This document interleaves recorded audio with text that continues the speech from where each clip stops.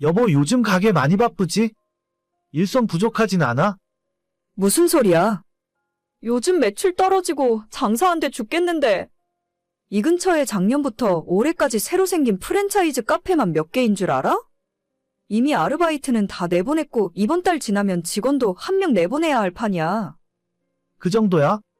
당신 가게는 그래도 단골 손님 많잖아. 프랜차이즈 카페한테 손님 뺏길 정도는 아닌 걸로 알고 있는데. 그것도 옛말이지. 요즘 옆에서 1,500원, 1,000원 이런 식으로 자꾸 가격으로 밀어붙이는데 나라고 용 빼는 재주가 있어? 그냥 목숨만 살려달라고 납작 엎드려 버티는 수밖에. 이러다가 가게 그만두고 당신 벌어오는 돈으로 집에서 살림이나 할까봐. 안 돼, 내 월급 해봤자 얼마나 된다고. 우리는 당신이 돈을 많이 벌어야 굴러가는 시스템이야. 아직 내 차 할부도 안 끝났고 집 대출도 갚아야지. 알지 알아. 아니까 내가 매출이 떨어져도 이 짓을 포기 못하는 거지. 다음 달부터 직원 하나 줄이고 내가 일을 더 하려고. 그래야 조금이라도 남겨서 가져갈 수 있을 것 같아. 조금만 참아봐. 원래 체인점 새로 생기면 사람들이 그쪽으로 쫙 몰렸다가 시간 좀 지나면 다시 원래 다니던 곳으로 돌아오잖아. 그래, 지금은 버텨야지. 근데 갑자기 내 가게 상황은 왜 그렇게 물어봐? 원래 당신이 내가 하는 일에 이렇게 관심이 많았던가? 나야 원래 당신 하는 일에 관심이 많았지. 근데 내가 카페 운영에 대해 아는 게 없으니까 조용히 있는 거잖아. 다른 게 아니라 엄마가 그러는데 정윤이가 카페 일 좀 배워보고 싶다 하더라고. 빵 만드는 것에도 관심 있다고 하니까 다음 달부터 당신 가게에서 일 좀 시켜봐.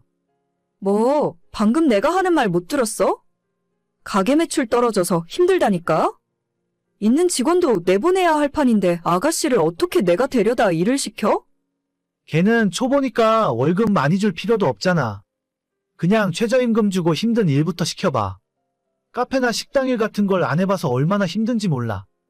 그러니까 아주 힘든 일 시키면 일주일도 못 버티고 그냥 도망갈걸? 그랬다가 어머님이 나서서 뭐라고 하시면 어떡해. 일할 때 불편하기도 하고 진짜 지금 사람 하나 더 쓸 여력도 없어. 당신이 내 가게 요즘 힘들어서 사람 못 뽑는다고 이야기 좀 잘해봐. 아니, 나도 당연히 힘들 것 같다고 대답했지. 근데 내 동생이 당신한테 일을 배우고 싶다고 하더라. 뭐 거기 커피랑 빵이 맛있다나 어쩐다나.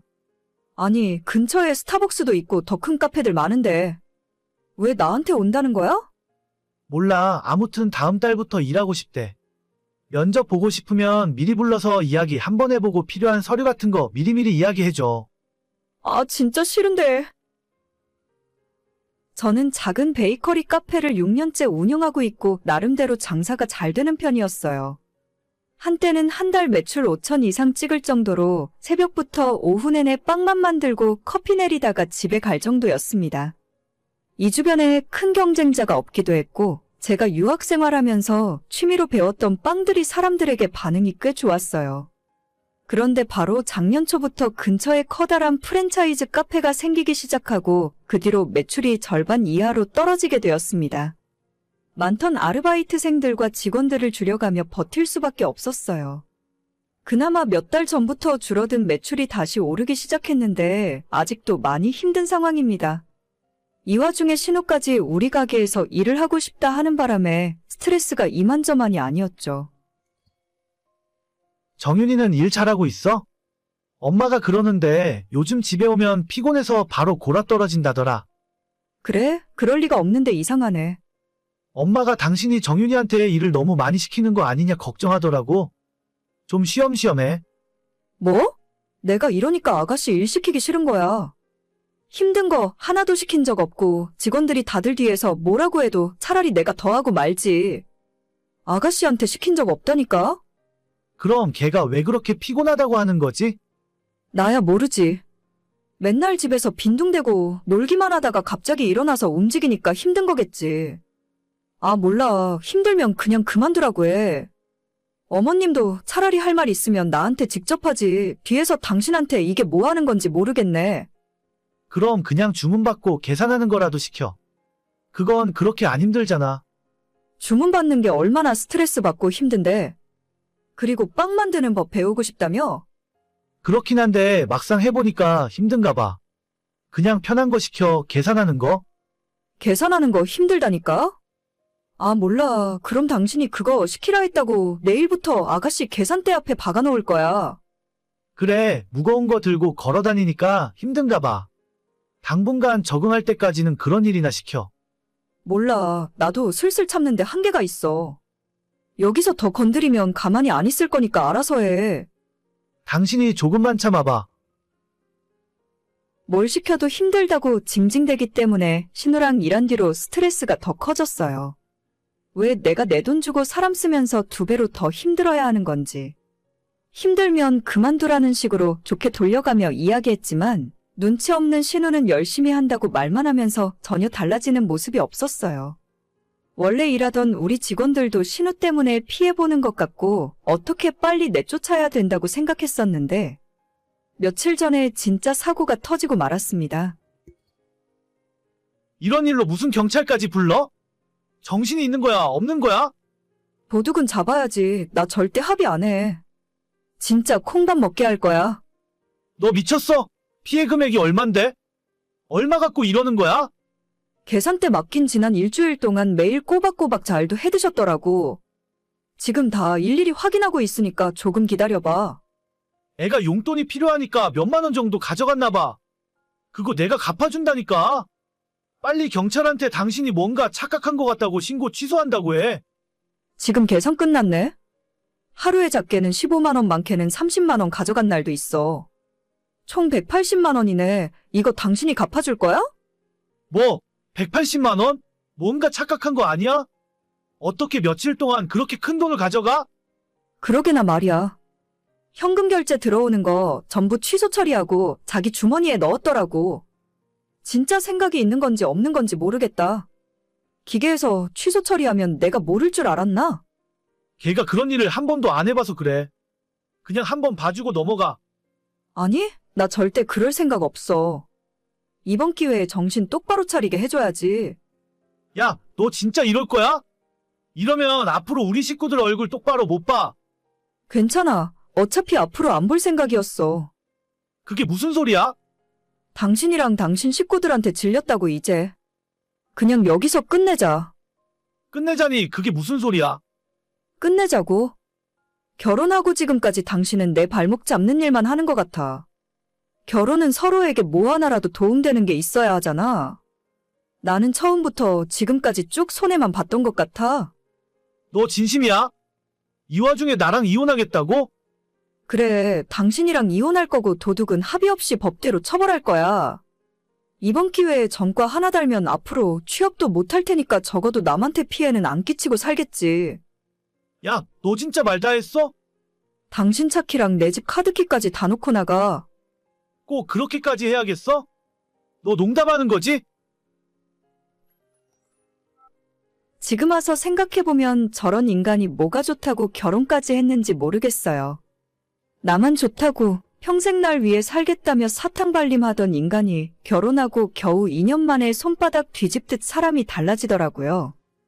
남편 타고 다니는 차도 제가 리스로 뽑아준 거고, 집은 원래 처음부터 제가 살던 집이라서 그냥 남편만 빈손으로 쫓아내면 끝이었습니다. 개념 없는 시어머니는 처음엔 저보고 경찰에 왜 신고했냐면서 미쳤다고 화를 내더니 이제는 상황 파악이 됐는지 합의해주고 고소 취하해달라며 싹싹 빌더라고요. 저는 이제 와서 억만금을 줘도 합의해줄 생각 없고 끝까지 처벌받게 할 겁니다. 어차피 이혼하는 마당에 이 정도 선물은 해주는 게 좋을 것 같아요.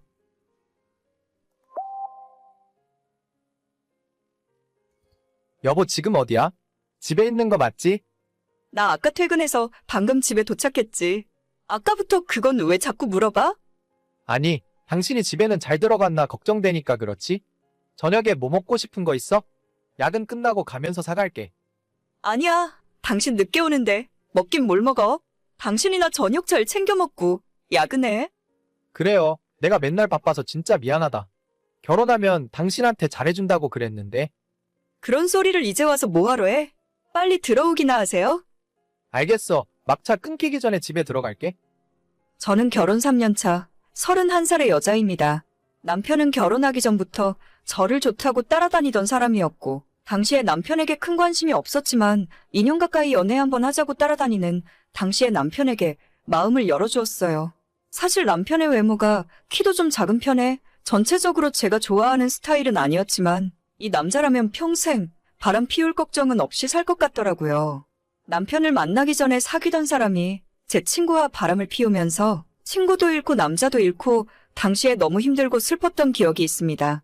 그렇게 저를 좋다고 따라다니던 남편과 연애를 시작했고 정말 처음부터 끝까지 헌신적으로 제게 잘해주었어요. 연애 2년 만에 결혼까지 하게 되었고 지금까지 3년째 별 이상 없이 잘 지내고 있었습니다. 남들보다 키가 좀 작아도 상관없었고 외모가 별로여도 괜찮았어요.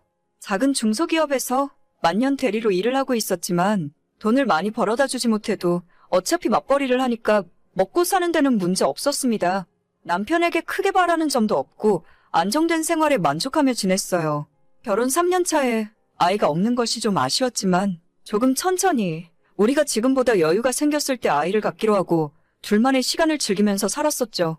결혼 전에도 대리였고 결혼 후에도 계속 대리해서 진급이 되지 않던 남편은 올해 들어서 갑자기 회사 일로 바빠지기 시작했습니다. 남편 부서에 같이 일하던 과장이 회사를 그만두면서 할 일이 많아졌고 이때 열심히 하면 진급할 수 있겠다면서 일도 열심히 하더라고요. 하지만 그만뒀다는 과장이 유능한 사람이었는지 어쨌는지는 몰라도 하루가 멀다 하고 야근을 하고 매일 늦게 들어오는 날이 반복되었습니다. 여보, 나 오늘도 좀 많이 늦을 것 같은데. 기다리지 말고 일찍 자요. 아니 무슨 회사가 일주일에 3번을 야근을 시키냐? 그 회사는 당신 아니면 일할 사람도 없대? 하필 일이 가장 바쁠 때 과장이 그만둬서 그래. 그래도 요 시기만 좀 지나가면 괜찮아질 거야. 여름 휴가 때는 당신 좋아하는 제주도에 놀러 가자. 제주도고 뭐고 다 필요 없으니까 일찍 좀 집에 들어와. 요즘 우리 서로 얼굴도 제대로 못 보는 거 알아? 그럼 알지. 그래도 이렇게 일을 해놔야 토요일에 출근하는 일이 없어. 맨날 말만 그렇게 해놓고 저번 주에도 토요일에 출근했었잖아. 그래서 이번 주 주말엔 편하게 쉬기 위해서 일하는 거야. 우리 회사가 당신도 알다시피 체계가 좀 없잖아. 알겠어. 너무 무리해서 일하지 말고 저녁밥은 회사 카드로 맛있는 거 챙겨 먹도록 해. 알겠습니다. 오늘 진짜 늦을 것 같으니까 먼저 자. 무슨 놈의 회사가 사람 한 명 빠졌다고 매일 야근을 시키고 그것도 모자라서 주말에 출근까지 시키는지 모르겠더라고요. 인력이 부족하면 새로운 사람을 뽑아서 충원해줘야 할 텐데 중소기업이라 그런지 뭔가 일 처리하는 것도 답답하고 옆에서 지켜보는 제 마음도 까맣게 타들어갔습니다. 혼자 저녁 먹는 날이 갈수록 많아지고 주말에도 토요일에는 심심치 않게 출근을 하더라고요. 그렇게 일을 하니까 일요일에는 피곤하다고 하루 반나절 내내 잠만 자고 우리가 얼굴 보며 대화하는 것도 드물어지고 외식을 하거나 데이트를 한 적이 언젠지 기억도 잘 나지 않습니다.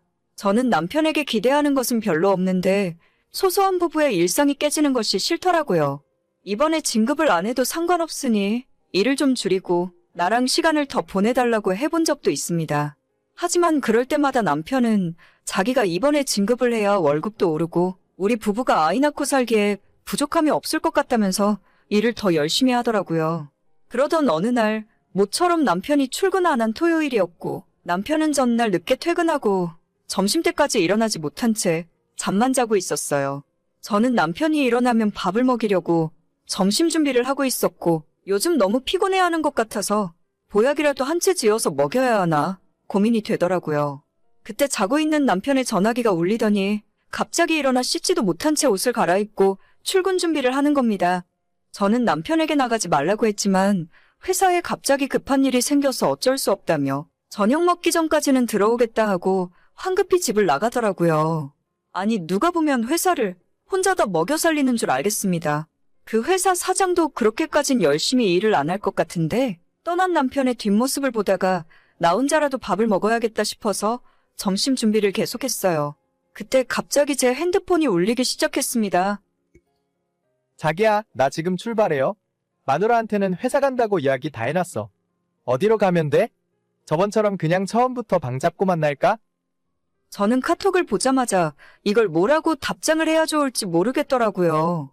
남편이 맨날 늦게 들어오고 주말에도 집을 비웠지만 바람을 피우고 있을 거라는 생각은 정말이지 단 한 번도 해본 적이 없습니다. 그만큼 남편을 믿기도 했었고 연애할 때부터 지금까지 다른 여자에게 눈길 주는 것도 본 적이 없었거든요. 남편의 외모가 여자들이 보기에 그렇게까지 매력적인 외모도 아니었습니다.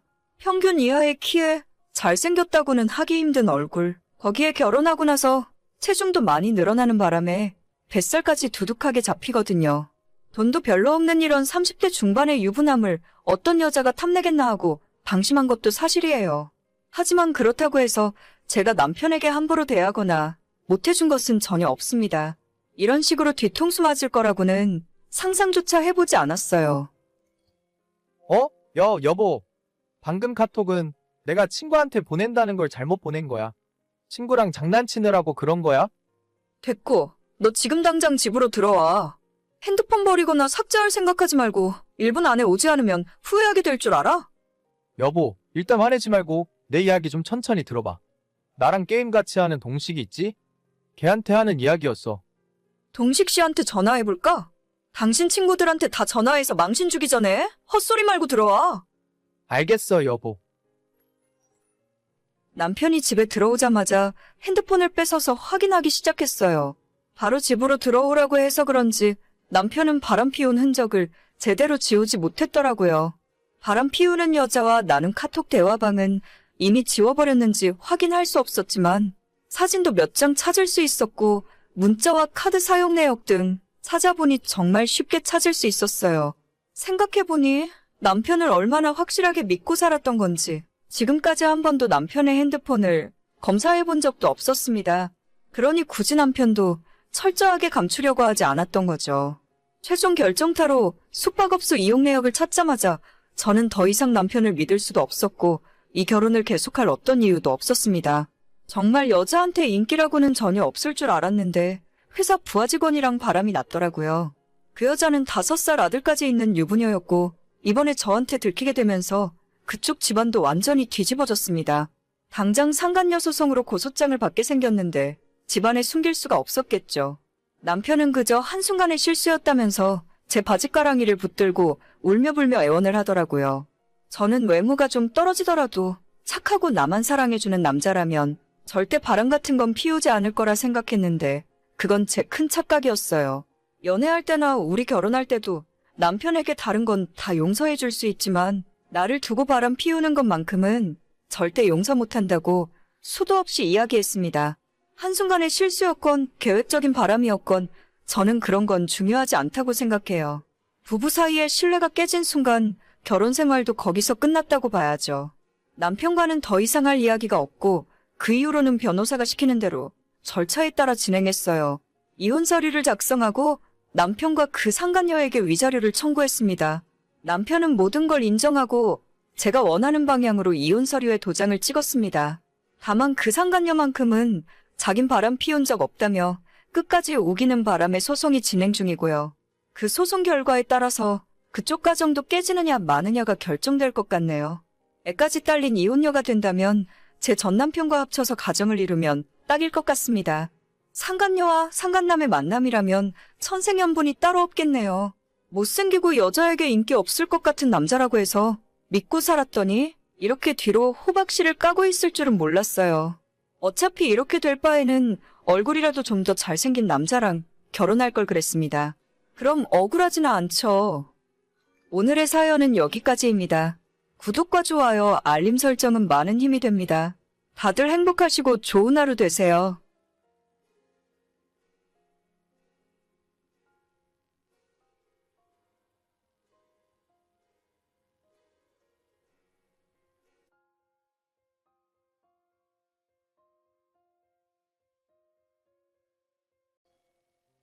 오늘 몇 시에 끝나? 이따 퇴근하고 같이 저녁 먹을까? 미안, 나 오늘도 야근이야. 10시는 돼야 끝날 것 같은데. 지금 완전 비상사태라서. 아까 낮에 뉴스 보니까 자기 회사 서버 터졌다고 하더라. 진짜 바쁘긴 한가 보네. 지금 완전 난리야. 쉬는 사람들도 다 출근해서 비상 근무하고 있거든. 사실 우리 쪽 일이랑 크게 상관은 없긴 하지만 다른 팀장들 전부 자리 지키고 있는데 나만 먼저 퇴근한다고 할 수는 없잖아. 눈치라는 게 있는데. 그렇긴 하지. 자기 차라리 팀장 진급 안 했을 때가 더 좋았던 것 같아. 팀장 달고 나니까 엄청 바빠져서 얼굴 보기도 힘드네. 그러게나 말이야. 이럴 줄 알았으면 옆 부서에 윤 과장이 팀장 달게 놔둘 걸 그랬어. 괜히 열심히 하는 바람에 팀장 달고 일만 많아지고 골치 아픈 일만 자꾸 생기네. 그래도 연봉 많이 올랐잖아. 그럼 자기 이번 주말에는 쉴 수 있는 거지? 지난주에도 주말 근무 내가 했으니까 이번 주에는 무조건 쉴 거야. 그래, 그럼 주말에 만나. 자기 바쁘니까 내가 만나자는 말도 맘대로 못하겠다. 그래도 볼 건 봐야지. 내가 왜 이 고생을 사서 하고 있는데. 일 많이 해서 돈을 모아야 우리 결혼할 때 조금이라도 더 좋은 집 구할 거 아냐. 그렇긴 하지. 나도 열심히 하고 있으니까 너무 자기 혼자 부담 갖고 고생할 필요 없어. 내가 자기보다는 월급이 적지만 적금 많이 넣고 있거든. 그래, 말만으로도 든든하네. 나 지금 다시 사무실 들어가 봐야 해. 이따 퇴근하면 연락할게. 오늘같이 저녁 못 먹어줘서 미안해.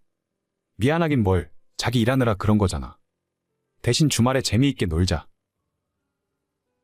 남자친구랑 2년 만났고 내년쯤 결혼 계획을 하고 있었어요. 저는 판교의 IT 회사를 다니고 있고 올해 팀장으로 진급에 성공해서 나름대로 또래에 비해 많은 연봉을 받고 있습니다. 연말 상여금까지 다 포함하면 저는 작년 기준으로 연봉이 1억 조금 넘고 남자친구는 5천만 원 정도를 벌었어요. 올해는 제가 팀장 달았으니 작년보다 조금 더 벌겠죠. 제가 다니는 이 회사가 복지도 좋고 연봉도 많이 주고 다 좋은데 일이 너무 많고 긴급한 일이 터지면 쉬는 날에도 뛰어나가야 할 정도예요. 힘들긴 해도 나름 보람이 있고 열심히 한 만큼 따라오는 보상이 큰 회사니까 만족하고 다니고 있었는데 문제는 남자친구에게 소홀해져서 그 사이에 바람을 피우고 있었습니다. 제가 야근을 하고 있을 때 우리 회사 근처에서 멀리 떨어지지 않은 카페에 제 남자친구와 다른 여자가 있는 모습을 동료 직원이 발견했고 제게 사진을 찍어 보냈어요. 그냥 그만하자. 이 문제로 너랑 싸우고 싶지도 않고 깔끔하게 정리하는 게 나을 것 같아. 아니, 너가 생각하는 그런 사이 아니야. 잠깐 만나서 밥만 먹고 커피 마셨을 뿐인데 이런 일로 헤어지자는 건 너무한 것 같아. 그렇게 떳떳한 사이면 나한테 미리 이야기해 줄 수도 있잖아. 너가 그 여자 손잡고 있는 모습 보면서 화가 났었는데 생각하면 생각할수록 내가 일하고 있는 사이에 우리 회사 근처에서 저런 일을 했다는 게 더 화가 나. 나를 얼마나 우습게 알았으면 이럴 수가 있어? 그냥 아는 동생이라니까. 오늘 이 동네로 출장 왔다고 하길래 밥 사주고 회사 이직하고 싶다고 해서 조언 조금 해줬을 뿐이야. 그래, 그러니까 그냥 나랑 헤어지고 걔랑 만나라고. 조언도 해주고 다른 것도 많이 해주면 되겠네. 나는 너 같은 인간이랑 결혼할 생각으로 눈코 뜰 새 없이 일하고 있었는데 진짜 너무 허탈하다. 너는 왜 사람이 하는 말을 못 믿냐? 바람 피우고 딴 생각한 거 아니라니까. 그냥 친한 동생이라고. 그래, 너가 무슨 생각으로 그 여자랑 만났는지는 모르겠는데 나는 용납이 안 된다고. 그냥 헤어져. 여기서 끝내는 게 서로 좋을 것 같아. 와, 진짜 억울하네. 너는 뭐가 그렇게 잘났냐? 맨날 너가 하는 말이 다 맞는 말인 줄 알지? 너가 뭘 잘했다고 큰 소리야? 다른 여자랑 손잡고 꽁냥거려서 사진까지 찍혔잖아. 아, 됐어. 나도 더 이상 너 같은 여자 트럭으로 준다고 해도 싫어. 그래, 끝내자. 맨날 일만 하느라 얼굴도 못 보는데 애초에 사귀는지도 잘 모르겠더라고. 내가 나조차고 이랬어? 너 돈 얼마 없다며? 돈 많이 못 모았다며? 집 구할 돈 부족하다고 하니까 나라도 더 벌어야겠다 싶어서 일한 거잖아. 그래, 너 잘났다고. 앞으로도 그렇게 너 잘난 맛으로 혼자 살아. 너 같은 여자 좋다는 남자 없을 테니까. 남자친구는 끝까지 본인 잘못을 인정 안 하고 오히려 자기가 먼저 화를 냈습니다. 결혼이고 뭐고 2년 동안의 인연을 그날 바로 정리했고 처음엔 많이 힘들었어요. 저는 단지 결혼해서 행복하게 살고 싶었을 뿐인데 그래서 더 열심히 일을 하고 두 사람의 미래를 꿈꿨습니다. 제가 열심히 일을 하는 동안 대놓고 바람을 피웠으면서 뭐가 잘났다고 끝까지 저러는 건지 그냥 뒤도 안 보고 헤어지고 말았습니다. 그게 지금으로부터 3달 전이었고 처음엔 슬펐지만 이제는 다 잊고 제 일에 몰두하며 열심히 살고 있었어요. 그런데 바로 며칠 전에 뜻밖의 연락을 받게 되었습니다. 잘 지내? 별일 없지? 종종 사진 올리는 거 보긴 했는데 너는 잘 지내는 것 같더라. 내가 잘 지내건 말건 그게 무슨 상관이야. 다 끝난 사이인데 나한테 연락은 뭐하러 했어. 그때는 내가 좀 철이 없었던 것 같아. 너랑 만날 때가 참 좋았는데. 헛소리 하지 마. 너 나랑 헤어지고 바로 다음 날부터 그 여자랑 사귄 거 다 알아. 물론 그렇긴 한데 일단 내가 하는 이야기 좀 들어봐. 사실 지난달에 그 애랑 진짜 끝났거든? 자기처럼 날 생각하는 사람은 없더라. 겨우 그딴 헛소리 하려고 연락했어? 이제 너랑 볼 일 없으니까 다른 사람 찾아봐. 차단할 테니까 앞으로 카톡 같은 거 그만 보내. 잠깐만 내 말 좀 들어봐. 사실 그 애랑 헤어지긴 했는데 알고 보니까 뱃속에 내 아이가 있다 하더라고. 뭐? 아이, 그 몇 달 사이에? 진짜 가지가지 한다. 그걸 나한테 뭐 어쩌라고. 솔직히 말하면 벌써 5개월이 넘었어. 무슨 소리야? 너랑 나랑 헤어진 지 석 달밖에 안 됐는데. 너 설마 그전부터 그 여자애랑 만나고 있었던 거야? 지금 그게 중요한 건 아니잖아. 아무튼 이미 뭐 어떻게 하기에도 늦었고.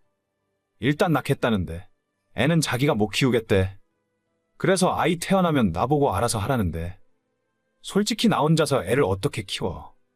지금 나 놀리니? 애를 낳건 둘이 결혼을 하건 알아서 해. 나한테 이딴 쓸데없는 일로 연락해서 속 뒤집어 놓지 말고. 아니, 그게 아니라 너 평소에 빨리 애 갖고 싶다고 했잖아. 나랑 결혼해서 같이 애 키우고 살면 안 될까? 뭐? 나랑 같이 그 여자랑 낳은 애를 키우자고? 너 미쳤어?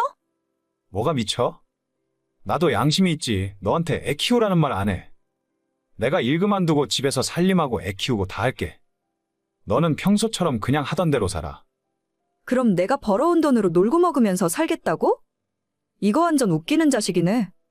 왜? 너 그럴 능력 있잖아. 내가 살림도 해주고 애도 다 키워준다니까. 너가 돈 벌어서 애 키우고 너가 살림도 하고 애도 보고 다 알아서 해. 나한테 한 번만 더 연락하면 가만 안 둘 줄 알아. 진짜 별 미친놈을 다 보겠네. 왜? 너 결혼하면 빨리 애 키우고 싶다면서? 임신하고 애 낳으면 몸 다 망가지는 거 몰라? 우리가 결혼해서 애 데려다가 키우면 전부 해결되는데. 너랑 이야기하고 있으면 내 정신까지 이상해지는 기분이야. 그냥 차단할게. 애 아빠 되는 거 축하하고 다신 나한테 연락도 하지 마. 제가 지난 2년 동안 어떤 인간을 만나고 있었던 건가 싶네요. 머리가 이상한 건지 개념이 없는 건지 아니면 둘 다인 건지 모르겠어요. 몇 달 뒤면 애가 태어난다는데 그 애만 불쌍할 따름입니다. 그 여자는 애 키울 생각도 없고 일도 안 하는 백수라는데 둘이서 결혼을 하던지 애라도 데려다 키우던지 끝까지 책임졌으면 좋겠어요. 자기야, 우리도 이제 결혼 생각해야 하지 않아? 우리 만난 지도 벌써 5년이나 지났고 원래 오빠 공무원 시험 합격하면 결혼하겠다고 했잖아. 그렇긴 하지. 그런데 너도 알다시피 공무원 됐다고 해서 갑자기 돈이 생기는 건 아니잖아. 나는 아무것도 없는 내가 너랑 결혼해서 평생 고생시키고 싶지 않아. 적어도 전셋집 얻을 돈은 만들고 나서 프로포즈를 할게. 나는 괜찮은데 내가 모아놓은 돈도 조금 있고 없으면 없는 대로 살면서 모으면 그만이지. 꼭 다 갖춰진 상황에서 결혼해야 하는 건 아니잖아. 아니야. 내가 남자로서 자존심이 용납 못해. 지금까지 너가 내 뒷바라지 해준 건 정말 고맙지만 조금만 더 기다려줘. 준비가 다 되면 내가 멋지게 청혼할게. 알겠어, 자기. 저랑 남자친구는 3살 차이입니다. 5년 전에 공무원 시험 공부 중이던 남자친구를 아는 오빠의 소개로 만나게 되었고 그 뒤로 제가 뒷바라지 아닌 뒷바라지를 하며 지금까지 만나오고 있었어요. 부급이었지만 요즘 공무원 시험 경쟁률이 상상을 초월하다 보니 매년 열심히 노력했지만 시험에 떨어지는 남자친구를 보면서 제 마음도 같이 무너져 내리더라고요. 4년간 낙방을 거듭하다가 결국 작년에 합격했고 지금은 저희 지역 주민센터에서 일을 하고 있습니다. 그동안 제가 일을 하면서 남자친구와 데이트 비용을 전부 부담했어요. 공부만 하는 고시생이 무슨 돈이 있었겠습니까? 저는 일찌감치 일을 시작했기 때문에 그래도 사정이 나은 편이었고 데이트 비용은 물론 남자친구 기죽지 말라고 가끔씩 주머니에 용돈도 꽂아주곤 했었어요. 저는 고등학교 졸업하자마자 대학 진학을 포기하고 엄마가 하는 일을 같이 도와드렸습니다. 부모님은 제가 중학교 진학할 때 이혼하셨고, 이혼이라고 하기보다는 아빠가 저와 엄마를 버리고 집을 나갔다고 하는 게 맞는 표현일 것 같네요. 엄마는 그 뒤로 혼자서 식당 일을 하면서 저를 키우셨고, 제가 19살 때 이모들의 도움을 받아 시장 한켠에 족발집을 오픈하게 되었습니다. 직원을 쓰기에도 힘든 상황이라 엄마가 새벽부터 저녁 늦게까지 장사를 하셨어요. 고등학교를 졸업하자마자 엄마는 대학을 가라며 저를 말리셨지만 도저히 엄마 혼자 고생하게 두고 저 혼자 편안하게 살지는 못하겠더라고요. 친구들은 대학 들어가서 예쁘게 꾸미고 소개팅 다닐 때 저는 20살부터 시장 바닥에서 족발 장사를 하며 살았습니다. 손질해서 족발 삶고 썰어서 포장하는 모든 과정 중에 힘들지 않은 건 단 하나도 없었지만 먹고 살기 위해 열심히 장사했어요. 덕분에 올해로 장사 10년 차가 된 지금은 먹고 사는데 큰 지장은 없는 정도입니다. 자기야, 오늘 끝나고 우리 가게 들렀다가 가. 오빠 주려고 족발 하나 이쁜 놈으로 빼놨어. 가져가서 아버님, 어머님이랑 저녁으로 먹어. 됐어. 나 안 줘도 되니까 그냥 손님한테 팔아. 아니야, 오빠 주려고 따로 빼놓은 거야. 오빠네 부모님도 족발 좋아하시잖아. 저번에 봤을 때 자주 드신다고 하던데? 자주 먹긴 뭘 자주 먹어. 우리 엄마 족발 안 좋아해. 아니 완전 싫어해. 나 안 줘도 되니까 그냥 장사나 열심히 해. 그리고 나 오늘 늦게 끝나고 퇴근하면 바로 회식이라서 너네 가게 못 들려. 나 기다리지 마. 그래, 바쁘면 어쩔 수 없지. 술 너무 많이 먹지 말고. 잔소리 하기는. 아무튼 나 바쁘니까 나중에 다시 연락할게. 알겠어, 오빠. 열심히 해. 남자친구가 시험에 합격하면 저는 바로 결혼을 할 생각이었어요. 사실 제가 이야기는 안 했었지만 생각보다 장사가 잘 되고 있거든요. 안 그래도 동네에서 맛있다고 소문이 나서 일하는 이모를 둘이나 뒀는데도 지금은 하루가 정신없이 바쁘게 지나갑니다. 재작년 한참 나라 전체가 어려워졌을 때 우리 시장에도 파리새끼 하나 지나다니지 않을 정도로 심각한 상황이었어요. 오죽했으면 엄마도 이렇게 가다가는 장사 접고 다른 걸 해야겠다고 하실 정도였고, 그때 제가 족발도 인터넷으로 팔아봐야겠다는 생각을 하게 되었고, 엄마를 설득해서 진공포장 기계도 구입하며 방법을 찾았습니다.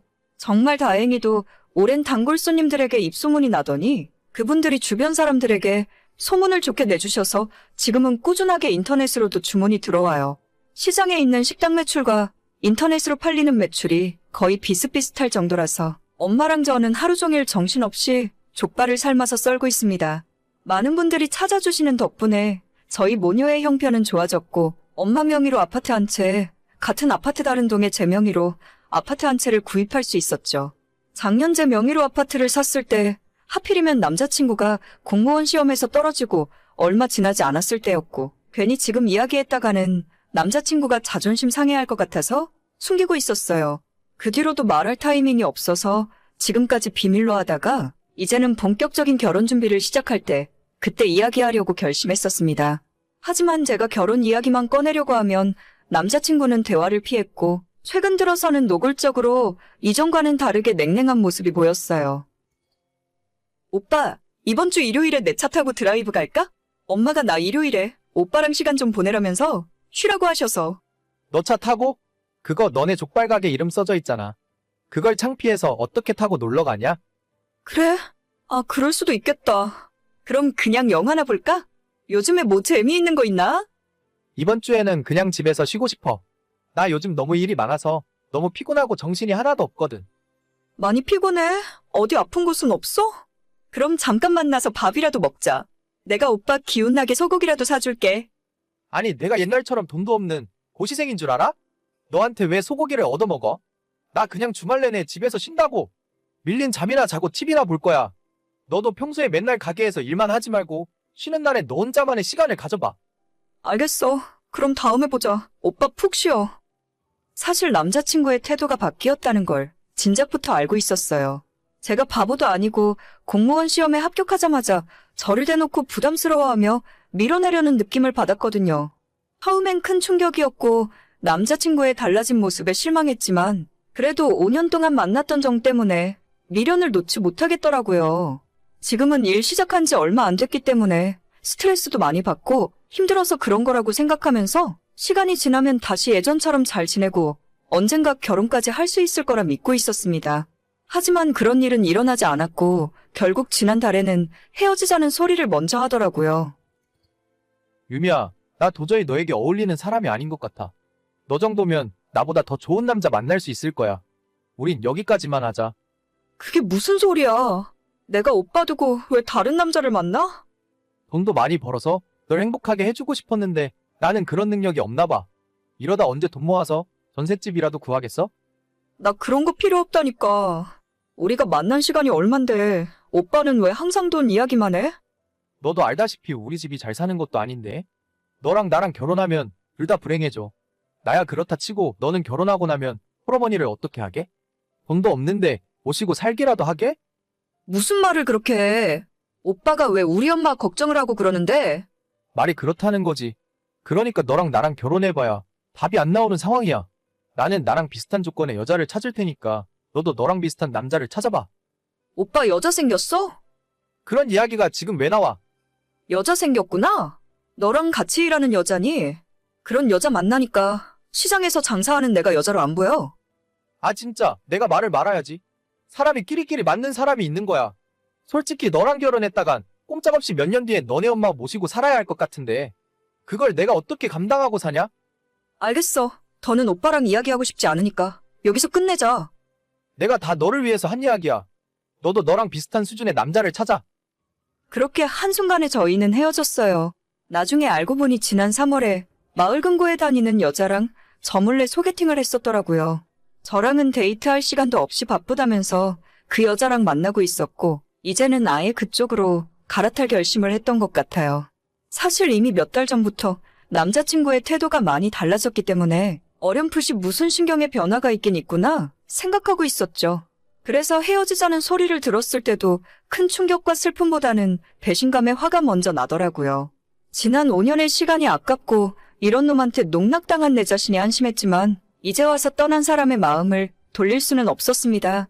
그냥 다 잊자 생각했고 오히려 더 일에 몰두하며 살았어요. 앞으로 다신 연락할 일 없다고 생각했는데 며칠 전 갑자기 연락이 오더라고요. 유미야, 너 왜 지금까지 나를 속이고 있었어? 갑자기 연락해서 이게 무슨 헛소리야? 너네 엄마 가게 장사가 엄청 잘 된다면서? 우리 사무실 사람들 중에 너네 엄마 가게 모르는 사람이 하나도 없더라. 네이버에 검색해보니까 인터넷으로도 택배 판매하고 있던데? 그게 이제 와서 뭐가 중요해? 대체 무슨 말이 하고 싶은데? 너 돈도 많이 벌고 부자였으면서 왜 그동안 나를 속였던 거야? 사람 가지고 노니까 재밌냐? 내가 언제 속였다고 그래? 엄마 가게가 장사가 잘 되던 말던 그게 대체 무슨 상관인데? 하루에 매출 얼마씩 나와? 50만 원? 100만 원? 내가 그걸 말해줄 의무가 있니? 아 빨리 얘기해봐. 100만 원을 넘게 파냐고. 평일엔 300 팔고 주말엔 500 정도 팔아. 됐냐? 뭐? 500? 족발 팔아서 한 달에 1억도 넘게 번다고? 쓸데없는 소리 계속 할 거라면 나 오빠 차단한다? 잠깐, 내가 생각해봤는데 우리 5년 만난 정이 있는데 어떻게 이대로 끝내? 일단 이번 주말에 잠깐 만날까? 내가 밥이라도 한 번 사줄게. 우리 유미 뭐 좋아하지? 하, 진짜 정 떨어진다. 이런 남자가 뭐가 좋다고 5년 동안 쫓아다녔는지. 이제 차단할게. 앞으로 연락하지 마. 잠깐, 내 말 좀 들어봐. 실수였다니까? 헤어진 뒤에 어디서 주워들었는지 우리 엄마가 돈 많이 버는 줄 알고 연락을 다시 했더라고요. 매출이 저 정도 나오는 건 맞아요. 근데 저 인간이 장사를 한 번도 안 해본 사람이라 1억 벌면 1억 남는 줄 아나 봐요. 재료비에 인건비도 빼고 월세 빼고 세금도 따로 빼놓고 나면 그렇게 엄청난 부자는 아니거든요. 저랑 엄마랑 열심히 일해서 남에게 아쉬운 소리 안 하고 부족함 없이 살 정도는 됩니다. 지난 5년 동안 제 옆에서 그렇게 봤으면서 어떻게 모르고 있었는지 그게 더 한심해요. 시험 공부하던 시절에 엄마 가게에 종종 불러서 공짜로 족발도 먹여줬는데 손님들이 포장해 가려고 줄 서 있는 모습은 눈에 들어오지도 않았나 보죠? 사람이 끼리끼리 맞는 사람이 있다고 하더니 그 말이 정말인가 봐요. 그렇게 힌트를 주고 난 아무것도 필요 없으니 결혼하자고 했을 때도 눈치를 못 채다가 이제 와서 뒤늦게 이러는 걸 보면 너무 한심합니다. 마을 금고 다니는 아가씨도 너한테는 과분하니까 평생 혼자 살았으면 좋겠어. 오늘의 사연은 여기까지입니다.